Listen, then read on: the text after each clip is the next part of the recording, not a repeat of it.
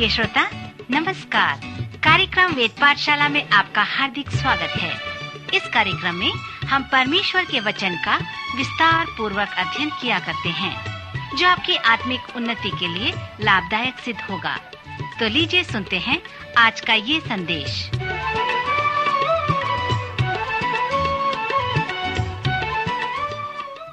श्रोता मित्र, वेद पाठशाला की अगली कक्षा में आपका स्वागत है। यह कक्षा संपूर्ण पवित्र शास्त्र अर्थात उत्पत्ति से लेकर प्रकाशित वाक्य तक एक सर्वेक्षण है और हमारे सर्वेक्षण ने हमें नबियों की पुस्तक तक ले आया है।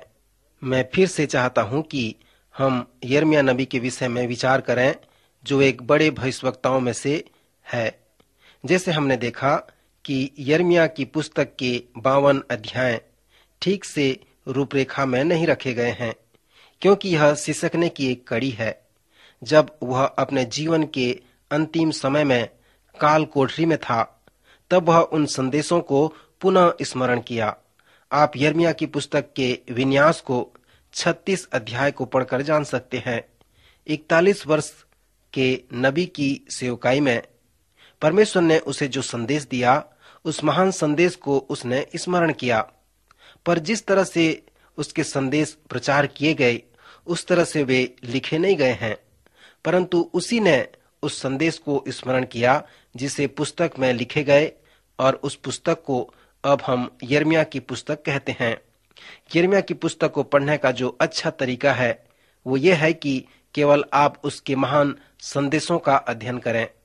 हमने सीखा है कि यिर्मयाह एक चिन्ह व प्रतीक द्वारा कार्य करने वाला प्रचारक था। इस विषय पर यिर्मयाह और यहेजकेल दोनों बहुत ही प्रबल व तेज थे। यिर्मयाह ने पुनर्निर्माण करने वाले कुम्हार के बर्तन के विषय में हमें बताया है, जहां पर उसने परमेश्वर की प्रजा को, जो बंधुआई में जाने ही वाले थे, कहा कि यह बंधुआई आने वाले दिनों में कुम्हार द्वारा निर्माण किया गया सुंदर बर्तन की तरह होगा। उसने चाक पर कुम्हार को बर्तन बनाते हुए देखा, और जिस तरह से कुम्हार चाहता था वैसा बर्तन वह नहीं बना। तब उसने उस मिट्टी को फिर से मिलाया और फिर से अपनी समझ के अनुसार उसे नया बर्तन बना दिया। इसके साथ साथ हम एक और इसी प्रकार के संदेश को देखते हैं, जहां पर यिर्मयाह एक बड़े सुंदर सुराही को मंदिर के जमीन में पटक कर चकनाचूर कर दिया और कहा, तुम जो बंधुआई में जाने वाले हो, उस कुम्हार के दोबारा बनाए गए बर्तन की नाई हो, परंतु जो बंधुआई में जाने के लिए मना करते हो, इस बर्तन की तरह टुकड़े टुकड़े व चकनाचूर हो जाओगे। मित्र, यिर्मयाह के ये दोनों संदेश बहुत ही प्रभावशाली संदेश थे। यिर्मयाह के संपूर्ण पुस्तक व संदेशों में हम उसके आध्यात्मिक प्रयोग को भी देख सकते हैं। कभी कभी हमें सजा मिलने की जैसा अनुभव होता है, जहां परमेश्वर हमारी ताड़ना करता है और हमें कुम्हार की तरह एक नया बर्तन का निर्माण करता है, और कभी कभी उस बर्तन के समान देखता है जिसे उसने मंदिर की जमीन पर पटक कर चकनाचूर कर दिया। सो आध्यात्मिक प्रयोग के द्वारा हम देख सकते हैं कि इनके द्वारा यिर्मयाह हमसे बातें करता है। फिर यिर्मयाह अंजीर के 2 टोकरियों से संबंधित एक संदेश हमें देता है। यिर्मयाह ने कहा, यहोवा ने मुझको अपने मंदिर के सामने रखे हुए अंजीरों के 2 टोकरे दिखाए। एक टोकरे में तो पहले से पके हुए अच्छे अच्छे अंजीर थे, और दूसरे टोकरे में बहुत निकम्बे अंजीर थे, वरन वे ऐसे निकम्बे थे कि खाने के योग्य भी न थे। फिर यहोवा ने मुझसे पूछा, हे यिर्मयाह, तुझे क्या देख पड़ता है? मैंने कहा, अंजीर। जो अंजीर अच्छे हैं सो तो बहुत ही अच्छे हैं, परंतु जो निकम्बे हैं सो बहुत ही निकम्बे हैं, वरन ऐसे निकम्बे हैं कि खाने के योग्य भी नहीं हैं। फिर यहोवा ने कहा, जैसे अच्छे अंजीर को, वैसे ही मैं यहूदी बंधुओं को, जिन्हें मैंने इस स्थान से कैदियों के देश में भेज दिया है, देखकर प्रसन्न हो जाऊंगा। मैं उन पर कृपा दृष्टि रखूंगा और उनको इस देश में लौटा ले आऊंगा, और उन्हें नाश न करूंगा, परंतु उन्हें बनाऊंगा। उन्हें उखाड़ न डालूंगा, परंतु लगाए हुए रहूंगा। मैं उनका ऐसा मन कर दूंगा कि वे मुझे जानेंगे कि मैं ही यहोवा परमेश्वर हूँ, और वे मेरी प्रजा ठहरेंगे और मैं उनका परमेश्वर ठहरूंगा, क्योंकि वे मेरी ओर सारे मन से फिरेंगे। परंतु जैसे निकम्बे अंजीर निकम्बे होने के कारण खाए नहीं जाते, उसी प्रकार से मैं यहूदा के राजा सिदकिय्याह और उसके हाकिमों और बचे हुए यरूशलेमियों को, जो इस देश में व मिस्र में रह गए हैं, छोड़ दूंगा। वे इस पृथ्वी के राज्य राज्य में मारे मारे फिरते हुए दुख भोगते रहेंगे। मैं उनमें तलवार चलाऊंगा और उन्हें महंगी और उनके सामने मरी फैलाऊंगा, और अंत में इस देश में से जिसे मैंने उनके पुरखाओं को और उनको दिया, वे वहां पर मिटाए जाएंगे। मित्र, यही है वो संदेश जिसे यिर्मयाह ने नियमित प्रचार किया करता था। यरूशलेम शहर का जैसा पतन हुआ तो वहां पर दो प्रकार के लोग थे जिन्होंने इस बात का अनुभव किया कि बाबुल की बंधुआई परमेश्वर की ओर से ताड़ना है। वे बाबुल में गए और परमेश्वर की आज्ञा को माना और पश्चाताप किया। पर जिन्होंने सिदकिय्याह को पसंद किया, परमेश्वर की इच्छा को नहीं जाना, यिर्मयाह के प्रचार को अस्वीकार किया और बाबुल के विरोध में विद्रोह किया, उनका अंत उस चकनाचूर हुए बर्तन के समान और उस निकम्बे अंजीर के समान होगा। श्रोता मित्र, यिर्मयाह के और भी अनेक संदेश हैं जिन्हें हम विस्तार पूर्वक देख सकते हैं। उनके कुछ संदेश हैं जो मानववाद के विरोध में हैं, कुछ सैद्धांतिक और विचारधारा पूर्वक हैं जो हमारे दिनों के लिए बहुत ही ठोस हैं, जिन्हें हम सोचते हैं कि यह हाल ही का बात है, परंतु कभी कभी वे नए भी होते हैं। मानववाद कहता है कि तुम अपने आप की अगुवाई कर सकते हो। मनुष्य के पास ये निश्चयता है कि वो स्वयं कुछ कर सकता है, परंतु जब हम मूसा के जैसे व्यक्ति के जीवन के विषय में अध्ययन करते हैं तो हम उल्टा देखते हैं। वो कहता है, मैं नहीं पर वो है और वो मेरे साथ है। मैं नहीं कर सकता परंतु वो कर सकता है क्योंकि वो मेरे साथ है। 10वें अध्याय के 23वें आयत में यिर्मयाह कहता है, हे यहोवा, मैं जान गया हूं कि मनुष्य का मार्ग उसके वश में नहीं है। मनुष्य चलता तो है परंतु उसके डग उसके अधीन नहीं है। फिर आप इस पद पर ध्यान करें जो 17वें अध्याय में लिखा हुआ है।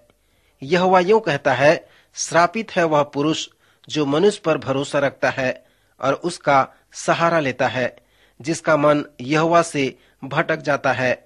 वह निर्जल देश में अधमुए पेड़ के समान होगा और कभी भलाई न देखेगा। वह निर्जल और निर्जन तथा लोनछाई भूमि पर बसेगा। फिर वह उस सच्चाई का सकारात्मक कथन प्रस्तुत करते हुए कहता है, धन्य है वह पुरुष जो यहोवा पर भरोसा रखता है, जिसने परमेश्वर को अपना आधार माना हो। मित्र, यह वचन मानववाद की दार्शनिक बातों से अलग है। अनेक लोग विश्वास करते हैं कि उन्हें चरवाहे की आवश्यकता नहीं है। वे भीड़ नहीं बनना चाहते। वे सोचते हैं कि उनके पास ऐसा कोई समस्या नहीं है जिससे वे हल न कर सकें। वे मनुष्य पर भरोसा रखते हैं। वे उनका सहारा लेते हैं। वे मनुष्य की बुद्धि व ज्ञान पर भरोसा रखकर कहते हैं कि वे उनके द्वारा सब समस्या का हल कर सकते हैं, परंतु पवित्र शास्त्र इसे नहीं में उत्तर देता है। वो कहता है, तुम्हें एक चरवाहे की आवश्यकता है।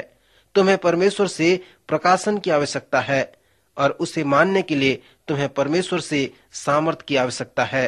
सो सभी भविष्यवक्ताओं का दार्शनिक बात व शिक्षा इसी प्रकार का है। जैसे मैंने कहा था कि यिर्मयाह का हृदय टूट गया था। अध्याय 8 में वो रोने लगता है। वो कहता है, हाय हाय, इस शोक की दशा में मुझे शांति कहाँ से मिलेगी। मेरा हृदय भीतर ही भीतर तड़पता है। मुझे मेरे लोगों की चिल्लाहट दूर के देश से सुनाई देती है। क्या यहोवा सिय्योन में नहीं है? क्या उसका राजा उसमें नहीं है? कटनी का समय बीत गया, फल तोड़ने की ऋतु समाप्त हो गई और हमारा उद्धार नहीं हुआ। अपने लोगों के दुख से मैं भी दुखित हुआ। मैं शोक का पहरावा पहने हुए अति अचंभे में डूबा हुआ हूँ। क्या गिलाद देश में कुछ बलसान की औषधि नहीं? क्या उसमें कोई वैद्य नहीं? यदि हैं तो मेरे लोगों के घाव क्यों चंगे नहीं हुए? क्यों कर परमेश्वर कुछ नहीं कर सकता?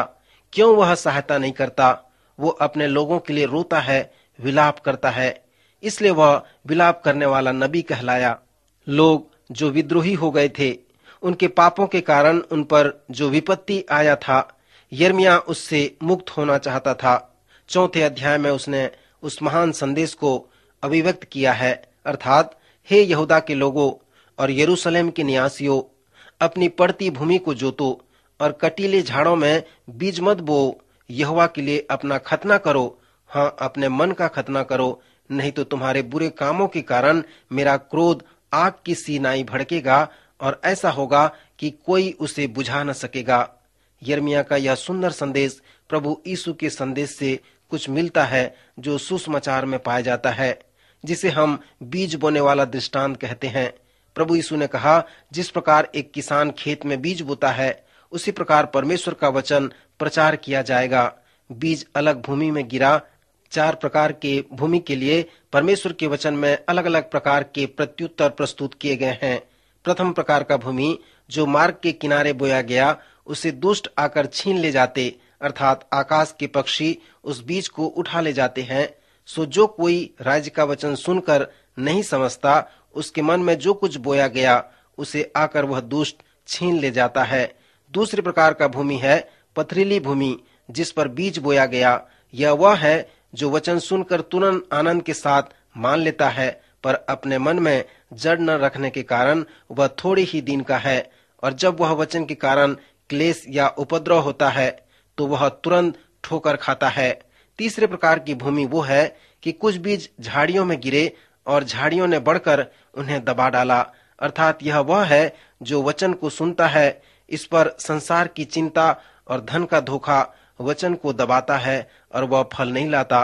फिर प्रभु यीशु ने 4थे प्रकार की भूमि के विषय में बताया, जो अच्छी भूमि है, और जो बीज अच्छी भूमि में गिरे वे फल लाए, कोई 100 गुना, कोई 60 गुना, कोई 30 गुना।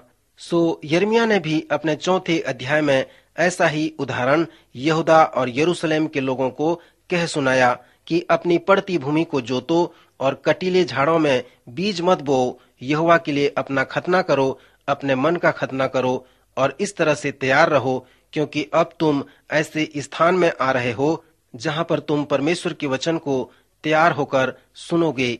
श्रोता मित्र, यहाँ पर जो महत्वपूर्ण बात है कि क्या आप विश्वास करते हैं और कैसे उस पर चलते हैं, ये महत्वपूर्ण बात है। क्या आपका मन, आपका हृदय तैयार है कि आप उसमें परमेश्वर के वचन को ग्रहण कर सको? परमेश्वर चाहता है कि आपके साथ उसका संबंध हो और आपका संबंध उसके साथ बना रहे। क्या आप विश्वास करते हैं? यदि विश्वास करते हैं तो केवल मुंह से ही नहीं, परंतु वैसे जीवन भी व्यतीत करें। सो यिर्मयाह के संदेश का आध्यात्मिक प्रयोग यही है। प्रभु इन वचनों द्वारा आपको आशीष दे।